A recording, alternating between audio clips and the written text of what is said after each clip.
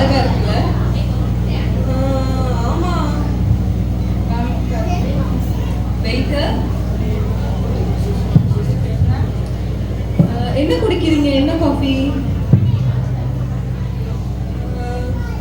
எனக்கு தண்ணீர் மட்டும் போதும், தாகமா இருக்கிறேன். 2 கிளாஸ் வாட்டர் கொண்டு வந்துருங்க.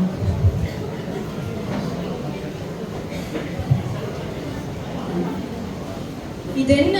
இந்த இடம் ரொம்ப வினோதமா இருக்கு. சிவர்கள்ல என்னமோ கல்வெட்டு போல எழுதி வைத்திருக்கிறார்களே.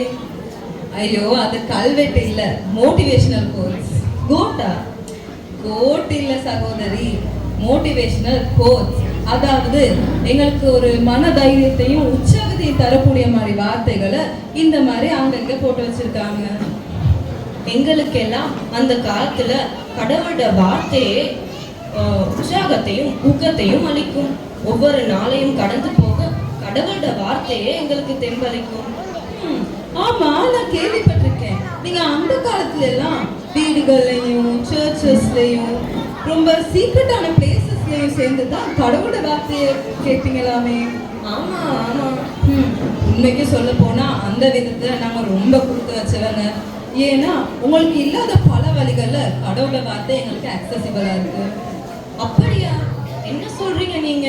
கடவுளோட வார்த்தைய இலகுவா அணுகக்கூடிய சூழ்நிலை உங்களுக்கு இருக்கா? Let me show you something. இதுதான் இந்த ஃபோன். இதுல பைபிள, இதுல ஆதி ஆகமத்துல இருந்து வெளிப்படுத்தின விசேஷம் வரைக்கும் எல்லா புக்டையும் ஒவ்வொரு அதிகாரமும் இருக்கு. உங்களுக்கு எப்ப வேணும்னாலும் அதை எடுத்து வாசிச்சு கொள்ளலாம். ஆதி ஆகமம் மோசே எழுதினது. அப்ப வெளிப்படுத்தின விசேஷம் அப்போஸ்தலனாகிய யோவான் தெரியும்ல உங்களுக்கு? ஆமா. அவரோட வாழ்க்கையில கடைசி காலகட்டத்துல அவர் எழுதின ஒரு புக் தான் அது. அதாவது அப்போஸ்தலர்கள், தீர்க்கதரிசிகள், சுவிசேஷ வார்த்தைகள் எல்லாமே இதுல நம்ம பார்க்க முடியுமா? இந்த சின்ன பெட்டிலையா? ஆமா, அது மட்டும் இல்ல, உங்களுக்கு வேற மொழிகள டிரான்ஸ்லேஷன்ஸ் தேவைனாலும் எடுத்துக்கொள்ளலாம். டிவோஷன்ஸ், கமெண்ட்ரிஸ், இப்படி பல விஷயங்கள் எல்லாமே இதுல இருக்கு, இந்த போன்ல இருக்கு. இதெல்லாம் எங்களோட கற்பனைக்கு அப்பாற்பட்டதாக இருக்கிறதே. நாங்கள் வாசித்த சுருள்கள் எல்லாம் மிகவும் அரிதானவை. விசுவாசிகளுக்கு நாங்கள் அதை கொடுக்கும் போது நாங்கள் எங்கள் கைகளாலேயே எழுதி அதை கொடுக்க வேண்டிய சூழ்நிலையே காணப்பட்டது. இப்படிப்பட்ட தொழில்நுட்பத்தை நாங்கள் எங்கள் கற்பனையில கூட நாங்கள் எதிர்பார்க்கவில்லை. இதுக்கு எப்படி சொல்றீங்களே? அந்த காலத்துல ஒரு வேர்ஸை கண்டுபிடிக்கணும்னா நீங்க எவ்வளவு கஷ்டப்பட்டிருப்பீங்க. ஒவ்வொரு சுருளா எடுத்து ஓபன் பண்ணி புக்கை கண்டுபிடிச்சு அதுல அதிகாரத்தை கண்டுபிடிச்சு அப்புறம் வேர்ஸை கண்டுபிடிப்பீங்க. இப்ப எல்லாம் அந்த வசனத்துல உங்களுக்கு ஒரு வார்த்தை தெரிஞ்சாலே அதை சர்ச் பண்ணி வசனத்தை எடுத்துக்கொள்ளலாம். அப்படியா? நாங்க எல்லாம் எங்க காலத்துல பவுலோட ஒரு கடிதத்தை வாசிக்க கேட்கவே பல மைல் தூரம் கடல் தாண்டி மலை தாண்டி போக வேண்டிய சூழ்நிலை தான் இருந்தது. என்ன சகோதரி நீங்க? ஏண்டா அம்மா அப்பா ஸ்கூலுக்கு போன கதையெல்லாம் நீங்க சொல்லிட்டு இருக்கீங்க? உண்மையாவே அந்த மாதிரி தான் நாங்க ஒன்று கூடினோம். தேவ வார்த்தையே எங்களுக்கு வாழ்வாக இருந்தது. நாங்க சில உபதேசங்களை கேட்பதற்கென முக்கியமான மனதுடன் ரகசியமாகவே நாங்கள் எல்லாருக்கும் பயந்து ஒன்று கூடி தேவனுடைய வார்த்தையை துதிப்போம். ஆனால் நீங்க எப்பொழுதும் எங்க இருந்தாலும் கடவுளுடைய வார்த்தையை பயன்படுத்தி கொள்ள முடியும். அப்படின்னா தேவ வார்த்தையை நீங்க எங்களை விட மிகவும் முக்கியத்துவம் அதுக்கு கொடுக்கிறீங்களா இருக்குமே. அங்கதான் ஒரு சின்ன தவறு நடந்து போச்சு. என்னன்னா கடவுளோட வார்த்தை எப்பவுமே நம்ம கையில இருக்கனால என்னவோ அதுக்கு கொடுக்க வேண்டிய இம்பார்ட்டன்ஸை நாங்க கொடுக்கறது இல்லை. என் கையில போன் இருக்கு, எப்ப வேணாலும் இந்த வசனத்தை நான் ஸ்க்ரோல் பண்ண முடியும். ஆனா நான் அதுக்கு கொடுக்க வேண்டிய மரியாதையும் அது கொடுக்க வேண்டிய இம்பார்ட்டன்ஸ் கொடுக்காம இன்ஸ்டாகிராம்ல ஸ்க்ரோல் பண்ணிக்கிட்டு இருக்கோம். எங்க காலத்தை நினைத்து பார்க்கும் பொழுது எங்களுக்கு ஒவ்வொரு வார்த்தையினதும் மதிப்பு தெரியும். நாங்கள் பொறுமையாக வாசிப்போம், வாசித்ததை தியானம் செய்வோம், அதை மற்றவர்களுடன் பகிர்வோம். தேவ வார்த்தைகளை ஒருபோதும் நாங்கள் விளையாட்டாக எண்ணவில்லை. ஏனென்றால் எங்களுக்கு தேவ வார்த்தை இலகுவாக கிடைக்கவும் இல்லை. நினைத்த நேரமெல்லாம் வேத சுருள்கள் எங்களுக்கு கிடைக்கவும் இல்லை. நீங்க சொல்றது உண்மைதான். நமக்கு வேத வார்த்தை ஈஸியா கிடைச்சனால அது எவ்வளவு முக்கியமானதுங்கிறத நாங்க மறந்து போயிட்டோம். உன்னைக்கு சொல்ல போனா வேதத்தை எடுத்து அங்க ஒரு வார்த்தை இங்க ஒரு வார்த்தைன்னு ஃபோக்கஸே இல்லாம சும்மா வாசிச்சுட்டு அப்புறம் நம்ம வாழ்க்கை கடந்து போறோம். ஏன் என்ன எடுத்துக்கிட்டா கூட பிஸியான நாட்கள்ல சும்மா அந்த நாளுக்குரிய வார்த்தையை மட்டும் வாசிச்சுட்டு அப்புறம் மறந்தே போயிடுவேன். இதை கேட்கவே மிகவும் மன கஷ்டமாக இருக்கிறது. அப்ப எல்லாருமே அப்படித்தானா? அப்படி சொல்ல முடியாது.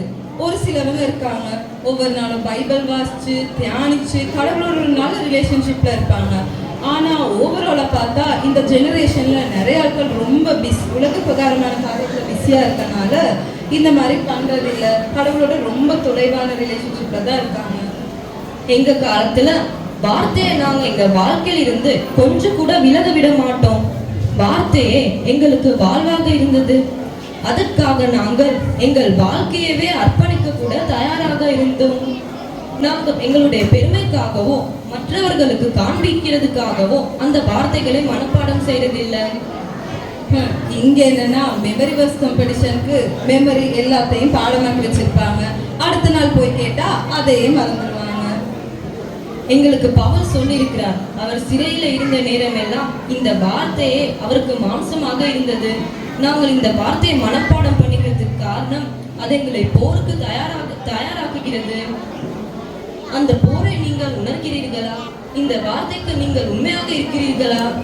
உண்மைக்கு சொல்ல போனா இந்த வாழ்க்கையில நான் அந்த பேட்ல ஃபீல் பண்ணியிருக்கேன். பட் அந்த நேரத்துல நான் கடவுளோட ஒரு கிட்ட நெருங்கி போகிற நேரம் எனக்கு ஒரு ஸ்ட்ரென்த்தை ஃபீல் பண்ணக்கூடிய மாதிரி தான் இருக்கும். ஆனா நான் கூடி அதுக்கு இடையில வேற உலக பிரகாரமான காரியங்களை ஈடுபட்டு திரும்ப பழைய நிலைக்கே வந்தது. நாங்க எங்க காலத்துல காலையில மாலையில எல்லா நேரமுமே வசனத்தை தியானித்து வசனத்தோடயே இருப்போம். ஆனா நீங்களும் அப்படியா? நீங்க காலையிலன்னா வாட்ஸ்அப், ராத்திரி தூங்கும் போது இன்ஸ்டாகிராம் நோண்டிட்டு தூங்குறாங்க. நம்ம கிட்ட எல்லாம் அதை எக்ஸ்பெக்ட் பண்ணிருப்பாங்க. இதுதான் நடக்கும் என்று நான் பயந்தேன். வார்த்தையை அணிக்கிறது மிகவும் உங்களுக்கு எளிதாக இருக்கும் பொழுது வார்த்தையை நீங்கள் அசட்டை பண்ணுகிறீர்கள். அதை ஒரு பொக்கிஷமாக எண்ணாமல் இருக்கிறீர்கள். அதன் மகிமையை நீங்கள் மறந்து போய்விடுகிறீர்கள். வார்த்தையை வைத்து உலகத்தை மாற்றும் வல்லமை உங்களிடம் இருக்கும் பொழுது அதனை ஏன் நீங்கள் அசட்டை பண்ணுகிறீர்கள்? நீங்க சொல்றது சரிதான். ஆக்சுவலி எனக்கு உங்களை மாதிரி ஒரு ஆதி கிறிஸ்தவரா இருக்கத்தான் விருப்பம். பைபிள் ஜஸ்ட் ஒரு புக்காவோ இந்த ஃபோன் ஒரு ஆப்பாவோ இருக்காம அதோட வாழ்க்கையோட அடித்தளமா இருக்கிறது தான் நானும் விரும்புறேன். நற்செய்தி தான் எங்களை மாற்றியது. வார்த்தை நம் பட்டயமாக இருந்தது. பரிசுத்த ஆவியானவர் நம்முடைய பலமாக இருந்தார். அதன் மூலம் நாம் சுயநலமின்றி வாழ்ந்தோம், ஆழமாக நேசித்தோம், தைரியமாக பிரசங்கம் செய்தோம். எனவே சகோதரி, இப்போதும் தாமதமில்லை. உங்களிடம் அந்த வார்த்தை, அதே வல்லமை, அதே தூய ஆவி உண்டு. ஆனால் நீங்கள் அதற்காக போராட வேண்டும். எங்களைப் போல வார்த்தையுடன் மலருங்கள், வார்த்தையுடன் வாழுங்கள். அது உங்கள் வாழ்வை மாற்றும். நீங்க சொல்றது சரி. நாங்க இங்க உலக பிரகாரமான காரியங்களை ரொம்ப கம்ஃபர்டபுளாகவும் டிஸ்ட்ராக்டடாகவும் இருக்கிறனால நாங்க கடவுளுடைய வார்த்தை கொடுக்க வேண்டிய இம்பார்ட்டன்ஸை நாங்க கொடுக்கறது இல்லை.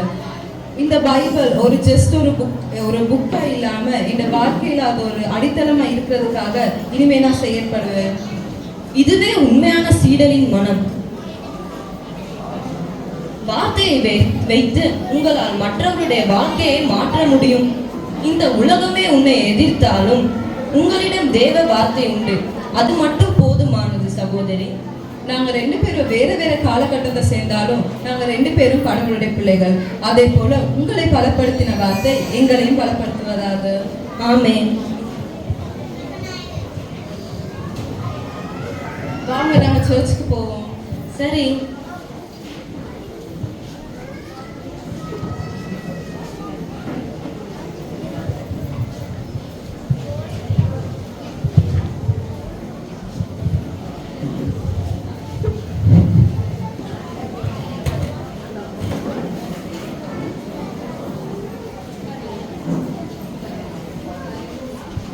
என்ன எல்லோரும் வானவீரை போல உடை தடுத்து கொண்டு ஓசையிட்டு கொண்டிருக்கிறாங்க?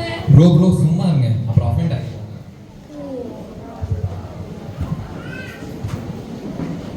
வெயிட்டர்,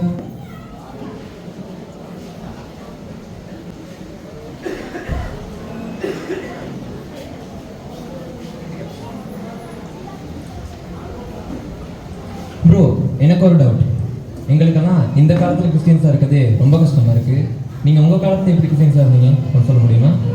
அது எளிதல்ல. தொடக்கத்தில் நம்ம யூத மதத்தின் ஒரு வேறு பிரிவாகவே நினைத்தாங்க. அதை சகித்து கொள்ளல சில அதிகாரிகள். இதனால எங்களுக்கு அந்த காலத்துல ரொம்ப துன்பங்கள், துயரங்கள், கொடுமைகள்னு நேரிட்டது. கொடுமையா? அது என்ன கொடுமை? எங்கள் காலத்தில் நாங்கள் சத்தியத்தை உண்மையாக சொன்னோம். அதற்காக எங்கள் உயிர் கூட ஆபத்து நேரிட்டது. அதுபோல சிங்கங்களுக்கு இரையானோம், சிலுவையில் அறையப்பட்டோம், சிறைகளிற்கு அடைக்கப்பட்டோம். இப்படி பல துன்பங்கள் எங்களுக்கு நேரிட்டது. அப்ப இவ்வளவுமே உண்மையான கிறிஸ்டியனா இருந்ததுக்கு தானா? அக்காலத்துல கிறிஸ்தவர்களாக வாழ்வது மிக கடினமாக இருந்தது.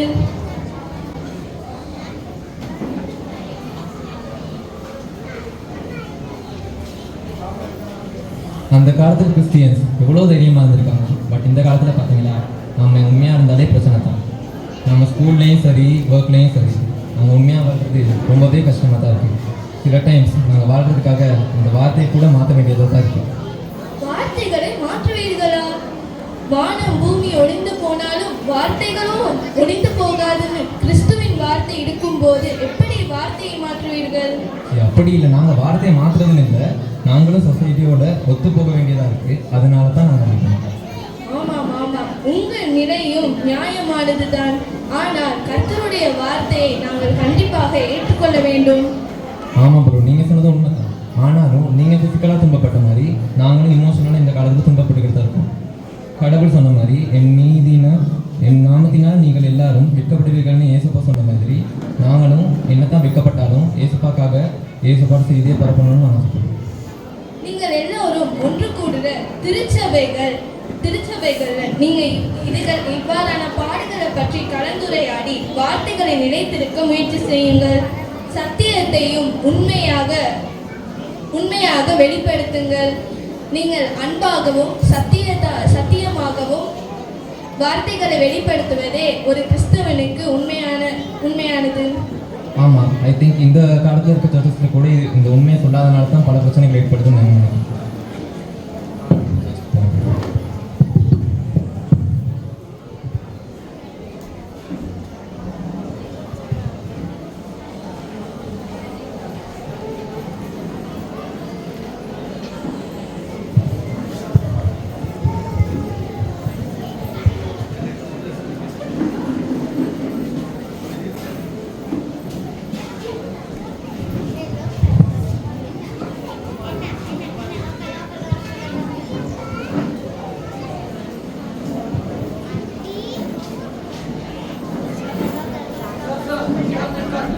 சரி தம்பி.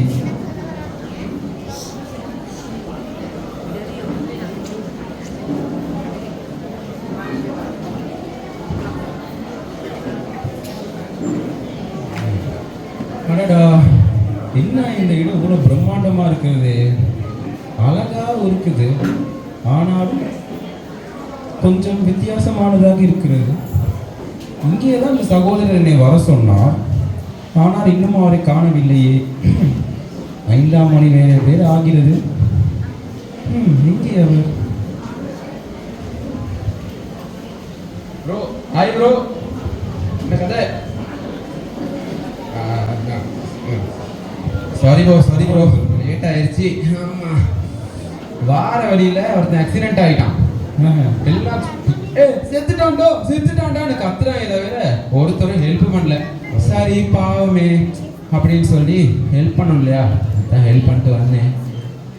நீ எந்த வகையில் சமாதி இனத்தை சேர்ந்தவரா? ஜோக் அடிக்காங்க. சரி எல்லாம் கம்ஃபியா? எப்படி காஃபி ஷாப்லாம் நல்லா இருக்கா? என்ன குடிக்கிறீங்க? வீடு வாங்க 2 கேப்சினோ. எஸ் தம்பி, திராட்சை ரசம் இருக்கிறதா? சரி நீங்கள் போகணும். அப்புறம் எப்படி காஃபி ஷாப் நல்லா இருக்கா? என்ன நினைக்கீங்க? மிகவும் அழகாக இருக்கிறது, பிரம்மாண்டமாக இருக்கிறது. ஆனால் மக்கள் நடமாட்டம். இங்கே ஆராதிப்பீர்கள்? What the hell bro? பைத்தியமா? இது ஒரு காஃபி ஷாப் ப்ரோ. எப்பயாவது இவங்களை முடிச்சுட்டு நான் போங்க அப்படின்னு தாட்ஸ் வர நேரம் இருங்க பாய் அப்படின்னு சொல்லிட்டு ஆறுதெல்லாம் இங்கே காஃபி குடிக்கிற இடம் ஒன்று, அதை போயிட்டு வர்ஷிப் அப்படி இப்படின்னு சொல்கிறீங்க. ஏதோ கூறினீர்கள், என் செவிகளுக்கு அவை தப்பாக கேட்டன. இருந்தாலும் பரவாயில்லை, புரிந்து கொண்டேன். சரி, அப்பொழுது எங்கே தான் ஆராதிப்பீர்கள்? சர்ச்சில் தான் ப்ரோ. சர்ச்னு இல்லை, ஃபேமிலி கேதரிங்ஸ், அப்புறம் கன்வென்ஷன், இப்போ கூட ஆல் சயின்ஸ் சர்ச்சில் அவுட்டோர் கிராஃப்ட்ஸ் எல்லாம் செய்கிறாங்க. அதுவும் ஒரு கைண்ட் வர்ஷிப் ஒன்று தான். அது மட்டும் இல்லை, வர்ஷிப்னு சொன்னதுக்கு நீங்கள் நினைப்பீங்க ஒன்றுமே இருக்காதுன்னு. ஃபுல்லாக கிட்டார், பியானோ, ட்ரம்மு, கிம்மு, பக்கம் சகோதரர். ஆ. Guitar, piano. Oh sorry, veena வாத்தியங்கள் அவங்க வாசல அது அத்தியாவசமாக பிரம்மாண்டமாக தடப்பட்டால தான் இருக்கும். சுருக்கமாக சொல்ல போனால் அந்த ஆட்டம் வெறித்தனமாக இருக்கும். அதெல்லாம் சரி, இசை, வெளிச்சம், ஆராதனை, துதியிலா, அது எப்படி? அது ஏன் ப்ரோ இல்லைன்னு சொல்கிறீங்க? அதில் ஆராதனை நீர் அதை பாவிப்பீரா? ஓ, இப்போ எப்படி நான் ஒரு எக்ஸாம்பிளாக உங்களுக்கு ஒன்று சொல்கிறேன். நம்ம வர்ஷிப் பண்ணுறோன்னு வச்சுக்கோங்களேன். வர்ஷிப் பண்ணுற நேரம் ஒரு சத்தமும் இல்லாமல் இப்படியே படிச்சுக்கிறது, அதே சத்தத்தோட நண்டனக்கான்னு படித்தா எப்படி இருக்கும்? நீங்களே சொல்லுங்க பார்ப்போம். அது எனக்கு புரியவில்லை. நீ கூறியது புரியவில்லையா? இப்படி சொல்கிறது உங்களுக்கு சரி, இப்படி வச்சுக்கோங்களேன். மியூசிக் இருக்குது சரியா? மியூசிக் இப்போ நிறைய பாஸ்டர்ஸ் தெரியும் இல்லையா? பாஸ்டர்ஸ் அதுவும் தெரியாது. சரி, என்ன சொல்கிறது, நிறையா ஜெபம் பண்ணுற ஆட்கள் இருக்காங்க. அவங்கெல்லாம் மியூசிக்கோடையும் இத்தோட்டையும் அல்லேலூயா பரிசுத்தரை அப்படின்னு சொல்லி தான் சும்மா கிராண்டாக செய்வாங்க. அப்போ தான் அது நல்லா இருக்கும். நீ சொல்லுவது ஒரு பாடல் ஒரு இது மாதிரி இருக்கிறது. எது மாதிரி இருக்குது? அதாவது ஒரு இசை கச்சேரி வரை மாதிரி கூறுகிறார். ஓ, கான்செர்ட் மாதிரி தான் நடக்கும். பெருசா ஒரு பெரிய ஆட்டம் புக் பண்ணி பெரிய அது வச்சு, லைட் வச்சு, மைக் வச்சு, கிட்டார் வச்சு, அது வச்சு, இது வச்சு, எல்லாம் வச்சு தான் பெருசாக செய்யலாம். அப்போ தானே நல்லா இருக்கும். அப்படியா? ஆனால் இந்த காலத்தில் அப்படி இருக்கவில்லை. நாங்கள் ரோமருக்கும் சில யூதருக்கும் பயந்து சிறு சிறு இடங்களில், அறைகளில், வீடுகளில் ஒன்றாக கூடிய அளவா ஆராதிப்போம். சிறு சத்தம் கூட வெளியே சென்றாலும் எங்கள் சிறைகளை தானம் தரிக்க வேண்டியதான். அப்படியே ஒரு நிலைமையில் தான் நாங்கள் வாழ்ந்தோம். ஆனால் நீர் கூறுவது எங்களுக்கு மிகவும் ஆச்சரியமாக இருக்கிறது. அதுவும் உண்மைத்தான். ஆனால் எனக்கு ஒரு டவுட் இருக்கு. சங்கீதம் 150 எக்கால தொனியோடும் கைத்தாளத்தோடும் அவரை துதியுங்கன்னு சொல்லியிருக்கேன். அப்போ அதை பற்றி நீங்கள் என்ன நினைக்கிறீங்க? அதுவும் சத்தம் தானே? ஐயா கெப்பச்சின வந்துருச்சு. கப்பர் நகுமா கப்ப இந்த ரங்கோட வச்சுட்டு நான் பண்ணுற பாடி என்ன சகோதரர்கள்? இல்லை ஒன்றும் இல்லை. சரி சரி, நம்ம கலக்கி வரோம். குடிங்க நல்லா இருக்கும்.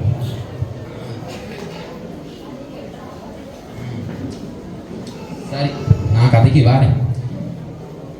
நீங்கள் சொல்கிறதுலேயும் சில உண்மை இருக்குது தான். நீங்கள் சொல்கிறதுலேயும் சரி கேட்க சில இப்போ வர்ஷிப்னு சொல்கிறது நம்ம என்ன செய்கிறோன்னா கடவுளுக்கு இதுவும் சாப்பிடுங்க என்ன